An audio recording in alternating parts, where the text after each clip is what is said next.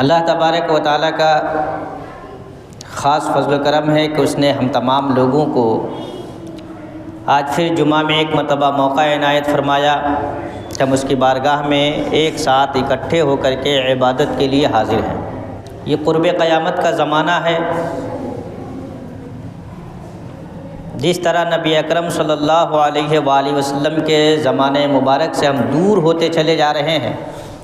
قیامت کے قریب ہوتے چلے جا رہے ہیں، ایسے ہی ہر چیز میں گراوٹ آئی ہے۔ وہ ہماری اجتماعیت میں، ہمارے ایک ساتھ مل بیٹھ کر جمع ہونے میں اور ایک ساتھ اللہ کی بارگاہ میں جھکنے میں بھی گراوٹ آئی ہے۔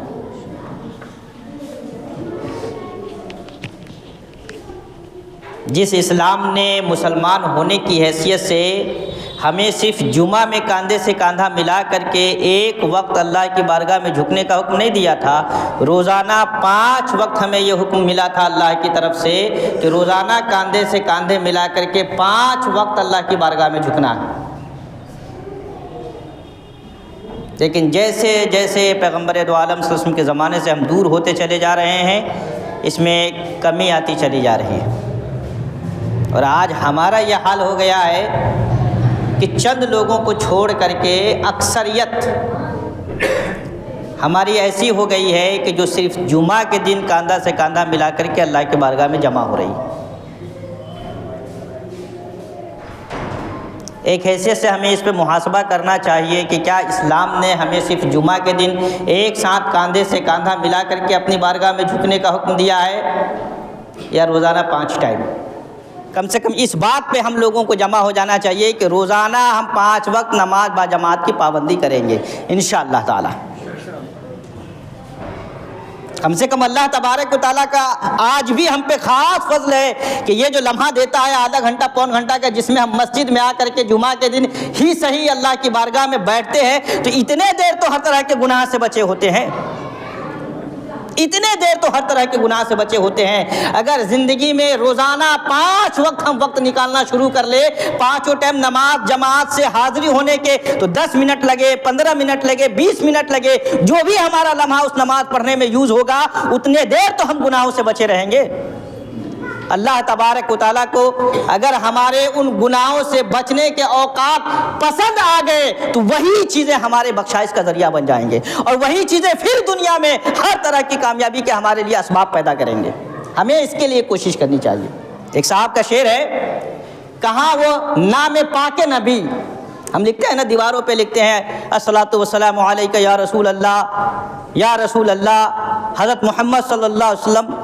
دیواروں پہ لکھ کے، جھنڈوں پہ لکھ کر کے جگہ جگہ لگاتے ہیں۔ شاعر کہتا ہے کہ کہاں وہ نام پاک نبی اور کہاں در و دیوار، دلوں پہ کیوں نہیں لکھتے ہو یا رسول اللہ، دلوں پہ کیوں نہیں لکھتے ہو یا رسول اللہ۔ عقیدت کا اظہار یہ ہونا چاہیے کہ ہمارا وجود سراپا پیغمبر دو عالم صلی اللہ علیہ وسلم کا غلام بن جائے، اور ہمارے وجود سے جھلکے یا رسول اللہ ہم آپ کے غلام ہیں۔ چلے تو زمانہ کہے کہ یہ محمد صلی اللہ علیہ وسلم کے غلام جا رہے ہیں، ان کے ماننے والے ہیں، ان کے بتائے ہوئے راستے پہ چلنے والے ہیں۔ یہ ہمارا کیریکٹر ہونا چاہیے۔ ایک حدیث، 3 چیزیں، 3 چیزیں کیا ہے؟ سل من قطعک، جو تم سے رشتہ توڑے تم اس سے رشتہ جوڑو۔ جو بھی تم سے الگ ہو، جو بھی تم سے دور ہونے لگے، چاہے وہ اپنے گھر کا ہو، اپنے رشتہ دار ہو، پڑوس ہو، گاؤں سماج ہو، کاروبار سے ریلیٹڈ لوگ ہو، کوئی بھی ہو، جو بھی تم سے رشتہ توڑے تم اس سے رشتہ جوڑو۔ سل من قطعک، جو بھی تم سے رشتہ توڑے تم اس سے رشتہ جوڑو۔ وَأَعْطِ مَنْ حَرَمَكَ، اور جب ضرورت تمہاری ہو، تم پریشان حال ہو، تم مصیبت میں گرفتار ہو، تمہیں ضرورت ہو، اور تم ہاتھ پھیلاؤ، تم سوال کرو، تم مانگو، اور اگلا تمہیں نہ دے، چاہے وہ کوئی بھی ہو سکتا ہے، آپ کے اپنا گھر کا آدمی ہو، رشتہ دار ہو، پڑوس ہو، کاروبار سے ریلیٹڈ لوگ ہو، یا کوئی بھی جان پہچان کا آدمی، کوئی بھی شخص کہیں کا بھی ہو، کیسا بھی ہو، جب تمہاری ضرورت ہو اور تم اس سے مانگو وہ تمہیں نہ دے، وَآتِ مَنْ حَرَمَكَ، اور جب اس کو ضرورت پڑ جائے خدا نخواستہ تو تم دینے سے انکار مت کرو، بلکہ آگے بڑھ کر کے دو۔ ضرورت کے وقت جو تمہاری مدد نہ کرے، ضرورت کے وقت جو تمہارا سہارا نہ بنے،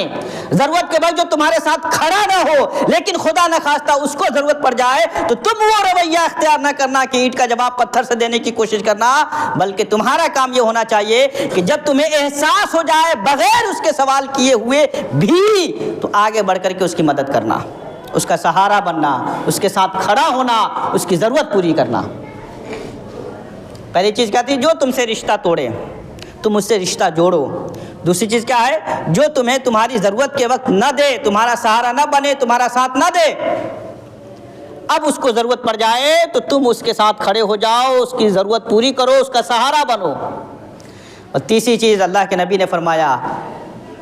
وَاعْفُوا عَمَّنْ ظَلَمَكَ، جو تمہارے اوپر ظلم کرے اس کو معاف کر دو۔ عین ممکن ہے کہ ابھی ہم مثال کے طور پہ کہ ابھی ہم غریب ہیں، کمزور ہیں، ہماری اولادیں بھی زیادہ نہیں ہیں، ہمارے ساتھ کوئی کھڑا نہیں ہو رہا ہے، سماج کا کوئی آدمی ہمارے ساتھ کھڑے ہونے کے لیے تیار نہیں ہے، اور اگلا آدمی ہم پہ ظلم کیا جا رہا ہے کیونکہ بڑا مالدار ہے، بڑا ڈھیٹ قسم کا آدمی، ہٹلر ہے، سماج میں اس کی چلتی ہے، ہر لوگ اس سے ڈرتے ہیں، آج ہم پہ ظلم کر رہا ہے، ہم تھکے ہوئے ہیں، ہارے ہوئے ہیں، کمزور ہیں، غریب ہیں، ہر طرح کا ظلم برداشت کر رہے ہیں۔ لیکن یہ دنیا کی جو چکی ہے نا، ہمیشہ ایک ساتھ نہیں چلتی ہے، وہ الٹتی پلٹتی رہتی ہے۔ اللہ کا کرنا کسی زمانے میں اسے کوئی پریشانی لائق ہو جائے، اس کے اندر غربت آ جائے، اس کے اندر مصیبت آ جائے، اور اللہ نے ہمیں نعمتوں سے مالا مال کر دے، ہمیں اس پوزیشن میں لا دے کہ وہ ہمارے سامنے اب زیرو ہو جائے، تو ایسی صورت میں اللہ کے نبی فرماتے ہیں کہ جب یہ پلٹا تم کھاؤ دنیا کی حیثیت کے اعتبار سے تو تم ظلم مت کرنا، ان دنوں کو یاد کر کے تم اسے ایک طرفہ معاف کر دو۔ خود حضور اکرم صلی اللہ علیہ وآلہ وسلم کی سیرت میں یہ چیزیں ہمیں ملتی ہے۔ مکہ کی سرزمین پہ کون سا ظلم تھا جو پیغمبر اور پیغمبر کے ماننے والوں پہ نہیں ہوا؟ کون سا ظلم تھا جو نہیں ہوا ہوگا؟ آج ہم جو چیزیں دیکھ رہے ہیں، محسوس کر رہے ہیں، بلکہ سن رہے ہیں، وہ سارے ظلم مکہ کے سرزمین پہ اپنائے گئے ہیں، پریکٹیکل میں لائے گئے ہیں۔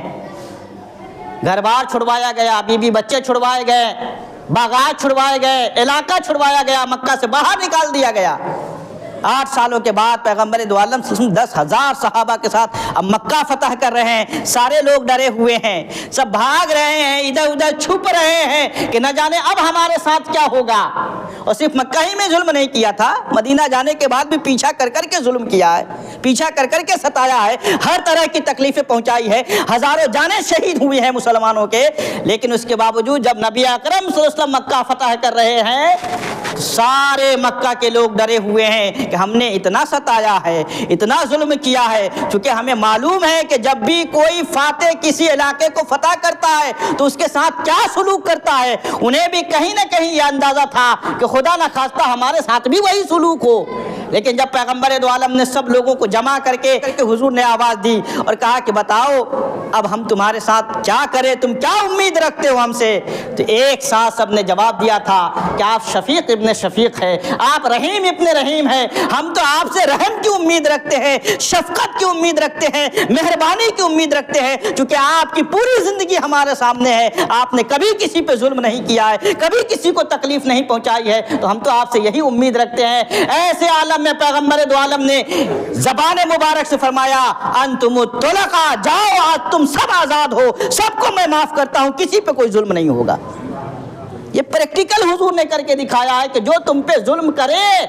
اپنے زمانے میں یا خدا نہ خواستہ کسی زمانے میں اللہ تعالیٰ تمہیں حیثیت دے دے اور وہ کمزور ہو جائے تو تم پلٹ کے ظلم نہ کرنا کہ اس نے ظلم کیا تھا تو آج ہم کیسے چھوڑ دیں۔ اللہ کے جو منتخب بندے ہوتے ہیں ہمیشہ یہی رویہ اپناتے ہیں، پیغمبر دو عالم صلی اللہ علیہ وسلم کے فرمان کی پیروی کرتے ہیں، ان کے سیرت کی پیروی کرتے ہیں۔ دلی میں ایک مزار ہے سلطان الاولیاء سرکار خواجہ نظام الدین اولیاء رحمۃ اللہ تعالیٰ علیہ، ان کی بارگاہ میں ایک شخص پہنچا، کہا کہ حضور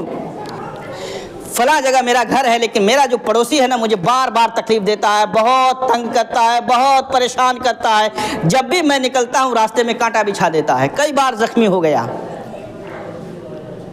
حضور میں یہ پوچھنے کے لیے آیا ہوں کہ اب برداشت سے زیادہ معاملہ ہو گیا ہے،